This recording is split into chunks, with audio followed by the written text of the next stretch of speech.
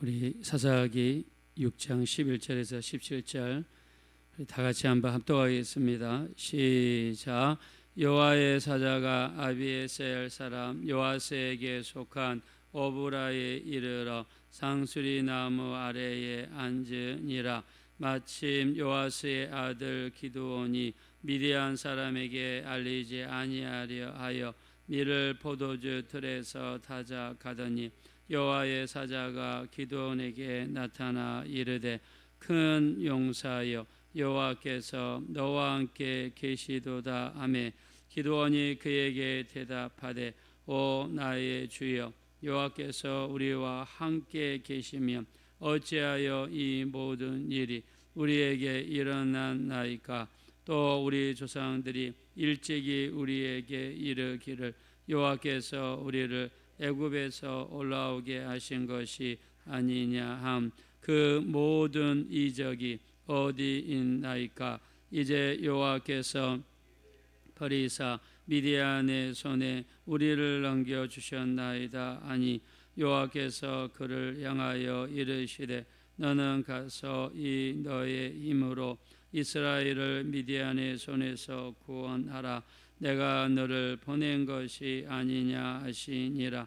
그러나 기드온이 그에게 대답하되 오 주여 내가 무엇으로 이스라엘을 구원하리까.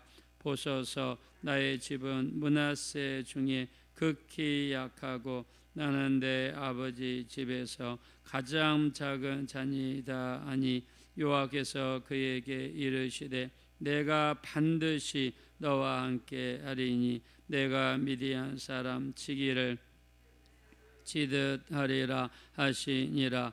기드온이 그에게 대답하되 만일 내가 주께 은혜를 얻어 싸우면 나와 말씀하신 이가 주 되시는 표징을 내게 보이소서. 아멘.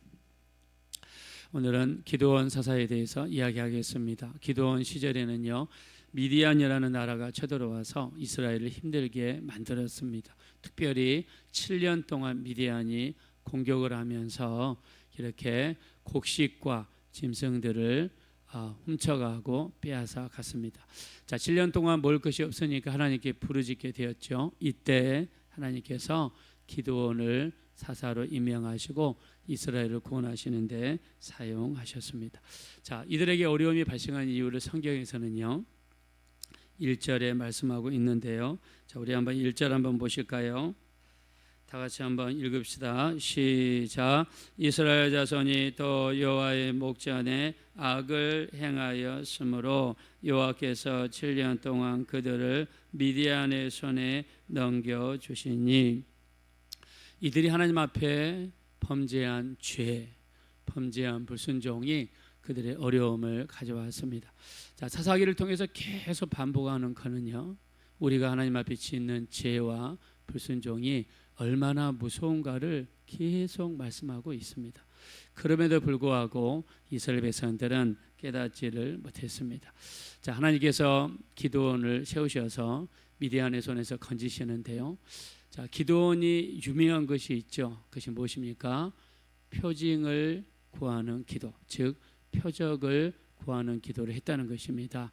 자, 성경에 보면 표적을 구하는 사람들이 몇몇 있습니다. 자, 대표적인 사람이 기드온이죠. 자, 두 번째는 히스기야입니다. 열왕기하 20장 8절에 보니까 내 병을 고치시는 것을 내가 어떻게 알리까? 내게 표적을 보여주십시오 라고 기도하게 되죠. 자, 그때 하나님께서 어떤 걸 보여주십니까? 해가 뒤로 물러갈 것이냐 앞으로 갈 것이냐. 그때 히스기야가 뒤로 물러가게 해주십시오 라고 이야기하죠. 그래서 해가 10도가 뒤로 물러갔습니다. 자, 히스기야가 하나님 앞에 병 낫는 것을 알기 위해서 표적을 달라고 했을 때 그의 기도에 하나님이 응답하셨습니다. 자, 우리가 신약에 와서 표적을 구하는 사람이 있었죠. 정확하게 표적을 구했다기보다는 불신에서 나온 그런 기도입니다. 도마가 예수님이 부활하셨다는 이야기를 듣고 어떻게 이야기합니까? 요한복음 20장 25절에 이 손가락으로 예수님의 손에 넣어보고 이 손으로 옆구리에 넣어보지 않고는 믿지 않겠습니다. 그러니까 내가 직접 예수님을 뵙고, 왜냐하면 손가락을 넣어보기 위해서는 예수님을 뵈야 되잖아요. 손가락으로 손에 넣어보겠다. 그러니까 예수님이 나타나서 자기 앞에서 나타나기를 구하는 그런 기도였죠. 그때 주님께서 나타나십니다. 그럼 말씀하시죠. 네 손가락을 내밀어 내 손을 보고 네 손을 내밀어 내 옆구리에 넣어보라. 너는 믿음 없는 자가 되지 말고 믿는 자가 되라. 이때 토마가 이야기합니다. 나의 주시며 나의 하나님이시니이다. 자, 무릎을 꿇고 주님께 기도하죠. 그때 주님이 이렇게 말씀하십니다. 너는 나를 본 거로 믿느냐? 보지 않고 믿는 자가 복이 있다 그랬습니다. 자, 여기서 여러분에게 축복하겠습니다. 우리는 보고 믿는 자들이 아니라 보지 않고도 믿어지는 이 은혜가 임하게 되시기를 예수 이름으로 축원합니다.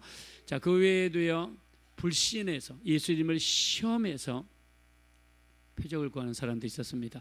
우리 마태복음 12장 38절 39절을 보니까 서기관들과 바리새인들이 예수님께 표적을 구했어요. 그때 주님이 뭐라고 하십니까? 음란하고 악한 세대가 표적을 구하나니 요나의 표적 외에는 보여줄 것이 없느니라 그랬습니다. 자, 서기관과 바리새인들이 표적을 구했어요. 또 우리 마태복음 16장 4절에 보니까 바리새인들과 사두개인들이 표적을 구했어요. 그때도 주님께서 악하고 음란한 세대가 표적을 구하나 요나의 표적밖에는 보여줄 것이 없다 그랬습니다. 근데 우리 마가복음 8장 11절에 보면 바리새인들이 예수님을 힐난하고 시험하여 하늘로부터 오는 표적을 구했다고 그랬습니다. 자, 표적을 구하는데 어떤 상태를 구했냐면 예수님을 심히 비난하면서 그리고 시험하면서 표적을 했어요. 무슨 말이냐면 네가 하나님의 아들이야? 그러면 지금 네가 하나님의 아들다운 표적을 보여줘. 마치 한편 강도가 예수님을 비난하면서 네가 하나님의 아들이거든 지금 우리와 너를 이 십자가에서 내려오게 해봐라. 이런 식의 표적을 구했습니다. 마가복음 8장 11절에서 이렇게 예수님을 시험해서 표적을 구할 때 예수님께서 마음속으로 심히 근심하셨다라고 성경에 표현했습니다. 무슨 말입니까? 예수님께서 상처를 받으셨다는 거예요. 예수님을 비난하면서 예수님을 시험하면서 그리고 네가 하나님의 아들이거든 자 이런 식의 표적을 구했을 때 마음속으로 심히 근심했습니다. 예수님께서 마음속으로 굉장히 불편하셨다는 뜻이죠. 자, 그러나 우리가 복음을 증거하고 또 하나님의 일을 함에 있어서 표적을 구하는 것에는 성경에서는 관대하게 이야기하십니다. 자, 예수님이 승천하시기 전에 말씀하시죠. 마가복음 16장 17절에 믿는 자들에게는 이런 뭐가 따른다고 그랬습니까? 표적이 따르리니 내 이름으로 귀신을 쫓아내고 자 우리 한번 믿으시면 아멘 합시다. 새 방언을 말하고 뱀을 씹으며 무슨 독을 마실지라도 해를 받지 아니하며 병든 자에게 손을 얹은즉 낫게 될 거라고 믿으면 한번 다 같이 아멘 하겠습니다. 자, 믿는 자들이 이런 표적이 따르는데 이 표적이라는 것은요 해가 딱 뜨면 사람 뒤에 그림자가 생기듯이 예수를 제대로 강하게 믿는 순간에 우리에게 이런 표적이 나타나게 될 줄로 믿습니다. 제가요 처음 예수 믿었을 때 제가 그때 대학교 1학년 때였는데요 이 신대방에서 입주과외를 했습니다. 집에 들어가서 그 집 아이를 가르치고 그 집에서 용돈을 받고 또 먹을 것을 제공해 줬어요. 근데 이 아이가 학교를 갔다 오더니 조퇴리에서 왔습니다. 머리를 만져보니까 뜨겁고 몸이 막 너무너무 힘들어하더라고요. 그래서 저는 그냥 병든 자에게 손을 얹어 낫는다 이 말씀 믿고 손을 딱 얹었는데 그냥 얘가 막 사시나무 떨듯이 몸이 막 이렇게 팍 떠는 거예요. 뭐 지진이 일어난 것처럼. 그래서 이게 뭔가 하다가 믿는 자에게는 이런 표적이 따르니 내 이름으로 귀신을 쫓아낸다고 그랬으니까 예수 이름으로 명하노니 이 아이에게서 악한 것들은 떠나가라 명령하니까 밀지도 않았는데 얘가 뒤로 확 떨어지더니 갑자기 일어나더니 밥을 달라고 그러더라고요. 그래서 머리를 만져보니까 열이 내리고 그렇게 떨던 몸이 차분해져 가지고 밖에 나가서 놀았습니다. 저는 그걸 보면서 야, 정말 성경 말씀이 사실이구나. 믿는 자들에게는 이런 표적이 따른다는 게 사실이구나. 자, 우리 믿으시면 다 같이 아멘 합시다. 자, 이런 표적은 믿는 자라면, 예수님을 믿는 자라면, 우리 그림자 해가 딱 뜨면 사람 뒤에 그림자가 지는 것처럼 예수 믿는 사람들 우리 속에는 이런 표적이 반드시 나타나게 될 줄로 믿습니다. 제가 캐나다에 있을 때요, 어떤 미국 목사님이 이런 설교를 하시더라고요. 자기가 사모님을 만나는 걸 이야기를 하시는데, 사모님을 만나기 위해서 그 올랜도 플로리다 주에 있는 올랜도 도시를 갔다는 거예요. 거기에 디즈니 월드가 있거든요. 그 큰 테마파크가 하루 종일 돌아다니기도 힘든 그런 그 디즈니 테마파크가 있습니다. 근데 목사님이 비행기를 타고 플로리다를 가면서 비행기 안에서 이렇게 기도를 했다는 거예요. 하나님, 오늘 제가 공항에 도착했을 때 이 자매님이 공항에 하나님께서 내게 주신 짝이라면 공항에 마중 나오게 하시고, 그리고 나를 만났을 때 당신을 위해서 치즈 케이크를 준비했어요 라는 말을 하게 해 주십시오 라고 기도를 했다는 거예요. 좀 무모하지 않습니까? 아니, 토론토에서 플로리다까지 가면서 하나님, 이 자매님이 내게 짝주신 자매님이라면 공항에 마중 나오게 하시고 나를 만났을 때 당신을 위해서 치즈케이크를 준비했습니다 라고 말하게 해주세요. 그렇게 기도하면서 가는 거예요, 몇 시간 동안. 근데 공항에 딱 도착해서 나갑니다.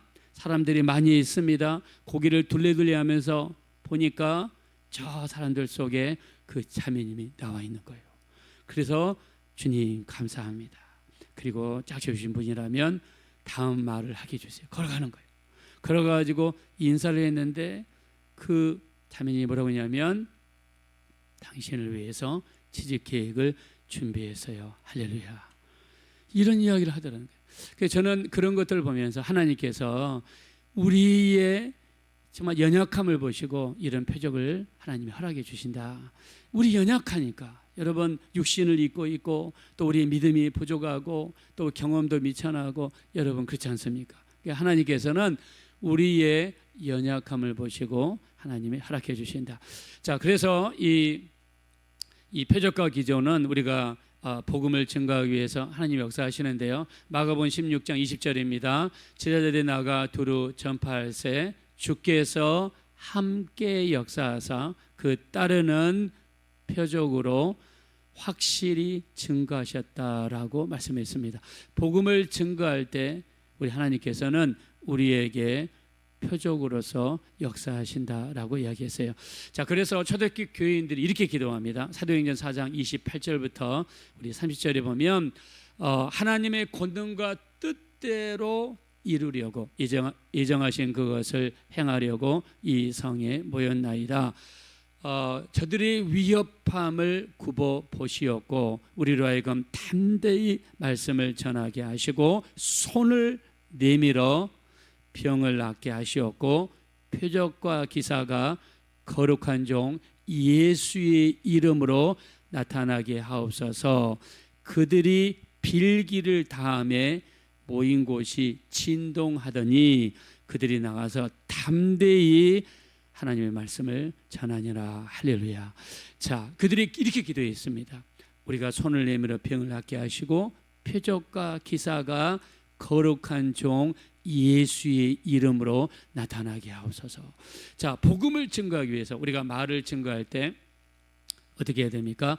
표적과 기사를 달라는 거예요. 즉 무기를 달라는 겁니다. 우리가 밖에 나가서 전도는 영적인 싸움이잖아요. 우리가 나가서 싸울 테니까 주님 우리에게 무기를 주십시오. 그 무기가 무엇입니까? 표적과 기사입니다. 자, 제가 어떤 형제님이 이렇게, 제가 처음 예수 믿은 지 얼마 안 됐을 때 이렇게 간증을 하더라고요. 집이 저 화성이에요. 화성. 근데 자기가 교회가 이 수원인가 같은 큰 시내에 있었습니다. 간절히 교회에서 기도하고 막 은혜 충만하게 받았어요. 근데 어머니는 어떤 분이냐? 어머니는 중풍이 걸려가지고 집에 누워 계신 분이에요. 근데 교회에서 은혜를 받으니까요, 그전에는 그런 생각이 안 들었는데 은혜가 임하고 성령이 충만함이 임하니까 성경에 보니까는 베드로가 이야기합니다. 내게는 은과 금은 없으나 내게 있는 것으로 내게 주노니 나사렛 예수 그리스도의 이름으로 일어나 걸으라 하고 그 안전병을 잡아 일으키니까 일어나서 걷습니다. 그리고 뜁니다. 그리고 나중에는 완전히 걷는 역사가 일어났습니다. 할렐루야. 이게 믿음이 되는 거예요. 이게 이 믿음이 들어오고 성령 충만함이 들어오니까. 그래서 예배 끝난 다음에 집에 바로 안 가고 교회에서 1시간을 기도했습니다. 하나님, 성경에 베드로에게 일어난 이 역사가 우리 집안에도 일어나게 도와 주옵소서. 우리 집안에도 일어나게 도와 주옵소서. 한 다음에 집에 가자마자 누워있는 어머니 손을 잡고요, 간절히 기도했습니다. 하나님 앞에. 그 다음에 자기가 지은 죄 다 회개하고, 그 다음에 예수님의 보혈을 덮어달라고 그러고 간절히 기도하다가 얼마 동안 기도했는지 모르겠는데 기도했어요. 그리고 어머니의 손을 잡고 선포했습니다. 내게 은과 금은 없지만 내게 있는 것으로 어머니에게 주노니 나사렛 예수 그리스도의 이름으로 일어나 걸으세요 외쳤어요. 그리고 그냥 어머니를 그냥 일으켜 버렸어요. 그러니까 어머니가 아이고 나 죽는다 하다가 나중에는 아이고 나 살겠다 하면서 어머니가 일어나가지고 걷는 역사가 나타났습니다. 할렐루야. 예, 여러분, 우리에게 이 복음을 전하고 예수의 복음을 전할 때, 사도행전 전체가 복음을 증거할 때 주님께서 표적으로 함께 하시고 기적으로 함께 하시고 능력으로 함께 해주신 줄로 믿습니다. 자, 그러면 이 역사는 2000년 전에만 유효한가? 아닙니다. 지금도요. 지금도 유효합니다. 지금도 하나님께서 도와주시는 줄로 믿습니다. 여기 우리 대림동인가요? 한강선심병원, 이렇게 보라매역에서 밑으로 쭉 내려가면 여러분 큰 상거리 나오죠. 한강선심병원이 있고 그 밑에 대림성모병원이 있잖아요.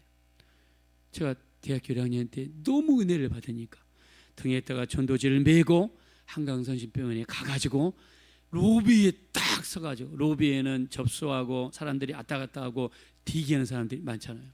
그러니까 예수로 충만하니까요, 사람들이 안 보여요.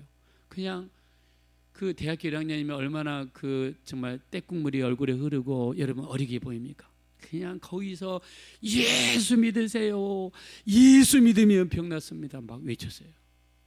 제가 생각해도 아마 미쳤던 것 같아요. 근데 그 앉아있는 사람 중에 어떤 아주머니가 저한테 오는 거예요. 자기는 뒤에 가면 마리아 상이 있는데 거기 가서 매일 기도를 한대요. 자기 남편 택시 운전을 하다가 큰 사고 나가지고 온 몸이 마비가 됐어요.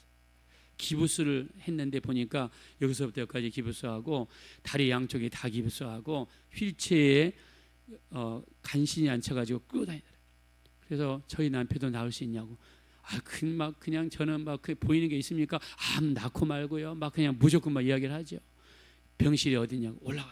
올라가가지고 갔더니 양쪽에 침대가 한 3개씩인가 있었던 것 같아요. 6명이 있고 보호자가 거기 계시고, 들어가자마자 오른쪽 첫 번째 침대, 그냥 그 사람을 눕혀놓고요 1시간 이상을 거기서 방언기도를 했어요. 방언기도를 하면 되겠으면 안 되잖아요. 믿지 않는 사람도 있는데 그냥 작게 기도해야 되는데 방언기도 했어요. 그랬더니 나중에 눈을 떠보니까요, 보호자는 다 나갔더라고요. 듣기 싫어가지고. 근데 남아있는 사람들은 환자만 남아있어요. 이 사람들은 몸을 못 움직이니까 얼마나 힘들었겠어요, 내가 하는 방언기도. 근데 그 아저씨한테 예수 그리스도의 이름으로 일어나 걸으라 그랬더니요, 이 사람이 앉더니, 이 사람이 혼자 일어나더니 혼자 밖으로 나가가지고 복도에서 혼자 걷기 시작했어요. 그래가지고 이 사람들 몸이 풀려가지고요, 정말 하나님이 그렇게 또 역사하시더라고요. 풀려가지고 이 사람이 나중에는 퇴원했습니다. 그래서 너무 감사했어요. 그래서 저는 느낀 게, 우리가 전도할 때, 복음을 증거할 때 하나님은 표적과 기사로 인도해 주시는 줄로 믿습니다. 그래서 이 초대교회 사람들 어떻게 기도했느냐? 손을 내밀어 병을 낫게 하시고 표적과 기사가 예수의 이름으로 일어나게 도와 주시옵소서. 지금도 이 역사는 유효합니다. 오늘 우리 기도원이 하나님 앞에 표적을 구해서. 왜요? 믿어지지 않으니. 기도원은 믿음이 지금 연약합니다. 그래서 표적을 무려 몇 개를 구하냐면 3개를 구했습니다. 지금 나와 말씀하시는 분이 하나님이시면은 내게 표적을 보여주십시오. 그랬더니 기도원이 염소고기와 무교병을 가져와서 제단에 쌓고 제사를 드리죠. 그때 하나님의 사자가 지팡이를 대는 순간에 염소고기가 불타고 무교병이 불타는 역사가 나타났습니다. 근데 그래도 이 기도원은 못 믿어지는 거예요. 그래서 뭐라고 했습니까? 정말 내가 미디안을 이길 수 있거든 이 양털에만 이슬이 있게 도와주십시오. 그 다음날 일어나 보니까 정말 자기와 하나님밖에 모르는데 양털에만 이슬이 쌓이는 거예요. 그래서 또 못 믿겠어요. 그래서 또 기도원이 또 구합니다. 하나님, 이번에는요 양털만 있지 않게 하시고 나머지 땅 전체에만 있게 도와주십시오. 여러분, 3번째 표적을 구하는데 하나님은 한 번도 기도원을 나무라지 않습니다. 무슨 말입니까? 하나님께서는 기도원의 그 연약함을 있는 그대로 받아주셨습니다. 여러분, 우리가 예수 믿는 거, 우리에게 기도응답이 일어나는 거, 우리에게 표적이 나타나고 뭐 조금 병 낫고 조금 이렇게 걷고 이런 것도 우리가 대단해서 일어나는 역사인가? 아닙니다. 하나님이 연약한 우리의 믿음이고 우리는 너무 부족한 존재이지만 우리 믿음을 도우시고 상대방이 예수 믿게 만드시기 위해서 하나님이 허락하시는 전적인 하나님의 은혜인 줄로 믿습니다. 표적은 하나님이 행하시는 것이고 하나님이 베푸시는 은혜예요. 우리에게 일어나는 기도응답도 마찬가지입니다. 우리가 대단해서가 절대로 아닙니다. 일방적으로 베풀어 주시는 하나님의 은혜일 뿐입니다. 기도원은요 담대해서 믿음이 대단해서 사사로 부르심을 받은 게 아닙니다. 자, 한번 말씀 하나만 읽고 넘어가겠습니다. 11절입니다. 다 같이 읽읍시다. 시작. 여호와의 사자가 아비에셀 사람 요아스에게 속한 오브라에 이르러 상수리 나무 아래에 앉으니라. 마침 요아스의 아들 기드온이 미디안 사람에게 알리지 아니하려 하여 밀을 포도주 틀에서 타작하더니, 여기 보니까 밀을 그냥 타작했다고 하면 되는데 성경에서는 포도주 틀에서 타작했다. 포도주 틀은요 일반적으로 일반 땅보다 가라앉는 낮은 곳에 위치하거나 아니면 실내에 위치했다고 합니다. 즉 사람들이 잘 보이지 않는 곳에서 위치하는 것이 포도주 틀이라는 거예요. 즉 기드온은 미디안 사람들을 두려워해서 이런 행위를 했다는 거예요. 기드온은 두려움의 사람이었어요. 그리고 우리 13절에 보니까 어찌하여 이런 일이 있습니까 하면서 원망과 불평의 사람이었습니다. 표적을 구하는 믿음이 깊지 않는 사람이었습니다. 그럼에도 기드온을 사사로 삼으신 것은 전적인 하나님의 은혜다. 자, 우리가 이 땅에 살아가면서 가장 필요한 것은 하나님의 은혜입니다.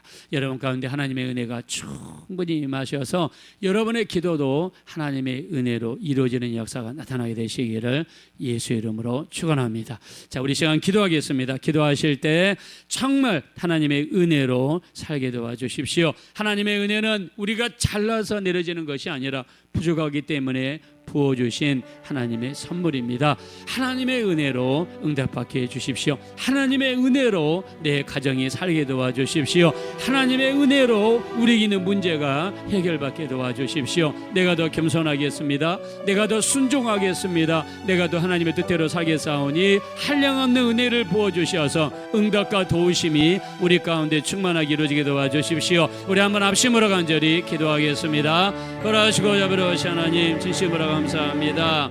우리 하나님, 우리는 너무나 부족하고 연약합니다. 하나님의 은혜 없이는 아무것도 할 수 없는 우리들입니다. 하나님의 은혜로 응답이 이루어지게 하시고 하나님의 은혜로 우리 가운데 하나님의 도우심의 역사가 이루어질 수 있도록 우리 하나님 인도해 주시기를 원합니다. 존귀하신 하나님, 고맙고 감사합니다. 우리는 연약하고 부족합니다. 하나님의 도우심이 우리 삶 가운데 충만하게 이루어질 수 있도록 우리 하나님이 인도하여 주십시오. 보라하신 하나님, 부족하고 연약합니다. 도와주십시오. 긍휼히 여겨 주십시오. 하나님